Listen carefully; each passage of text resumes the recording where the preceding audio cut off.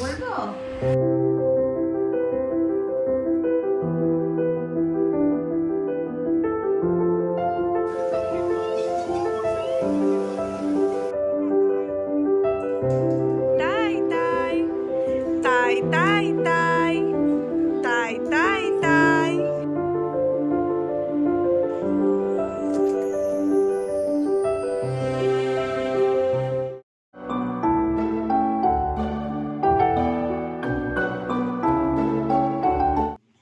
Hello বন্ধুরা, কেমন আছো সবাই? আমার চ্যানেলে সবাইকে স্বাগত জানিয়ে আরেকটা নতুন ব্লগ শুরু করলাম। তো আজকে ছিল দিদির বাড়িতে দ্বিতীয় দিন। সকাল সকাল চা দিয়ে দিনটা শুরু করলাম। টিনা বলল চা খাবে না,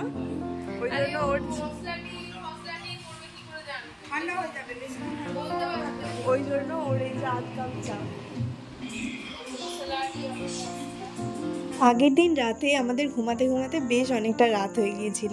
এক তো নীল দুষ্টুমি করছিল, আর তারপরে সবাই একসাথে থাকলে যা হয়, এত গল্প শেষই হচ্ছিল না।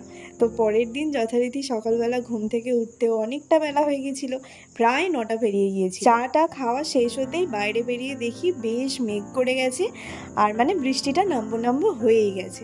এদিকে রান্না বান্নার জোগাড় আমাদের এখনো কিচ্ছু এসে পৌঁছায়নি, আর কিছুক্ষণ পরেই দাঁড়িয়ে থাকতেই হঠাৎ করে ঝমঝম করে বৃষ্টি এসে গেল। আর তারপরে তো আমরা দাঁড়িয়ে দাঁড়িয়ে শুধুই বৃষ্টির মজা নিলাম। ওদিকে নাচতে চলে গেল, বৃষ্টিটা বেশি এসে গেল।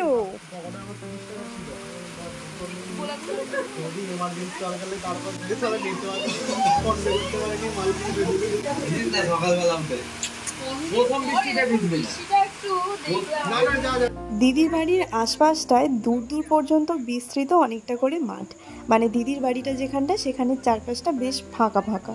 তাই মেঘ করেই যে বৃষ্টিটা যে হচ্ছিল দেখতে দুর্দান্ত লাগছিল। ও কি মনোরম দৃশ্য! সত্যি নিশাদি, তোর ছাদ থেকে পুরো ভিউটা দারুণ। মামা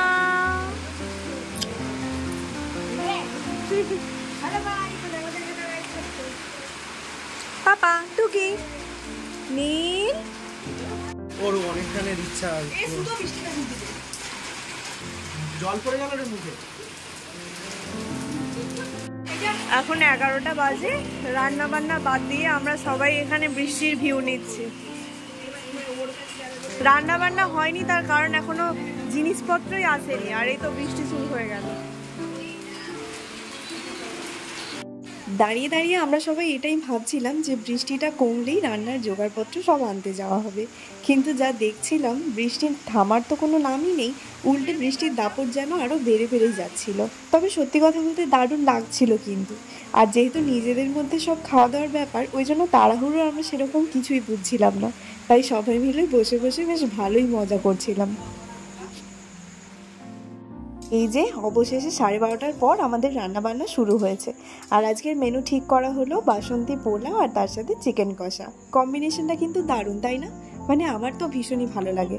ওই যে বলে না, সিম্পল ইয়েট এলিগেন্ট, এই কম্বিনেশনটা আমার সেরকমই লাগে। কথায় আমরা ফিস্ট করছিলাম ঠিকই, কিন্তু আজকের সমস্ত রান্নাবান্নাটা দিদিই করেছে একা হাতেই, আর আমরা বাকি সবাই গল্প করতেই ব্যস্ত ছিলাম।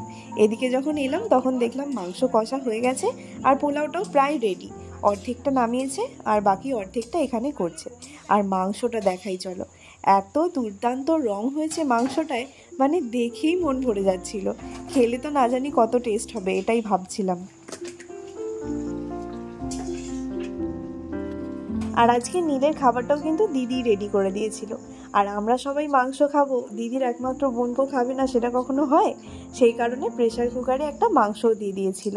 মানে ওই যেমন আমি চাল ডাল কুমড়ো গাজর সেদ্ধ করি একসাথে, সেই রকমই সেদ্ধ করেছে, তার সাথে কিন্তু একটা বোনলেস চিকেনও দিয়ে দিয়েছিল। আর তারপরে এই সমস্ত কিছুকে ভালো করে মিক্স করে দিচ্ছে। এমনিতে আমি বাড়িতে মিক্সার গ্রাইন্ডার ইউজ করি না, কিন্তু কোথাও গেলে এটাই হয়। যেমন বাপের বাড়িতে গেলেও মাও মিক্সারেই কিন্তু নীলের খাবার তৈরি করে দেয়। আজকে সোনা বাবা মিমির হাতে খাচ্ছে। আমাদের নীল সোনা এত ভালো, মানে সবার কাছে খেয়ে নেয়, পিপি কাকাই যে খাবে ও তার কাছেই খেয়ে নেবে। আর আজকে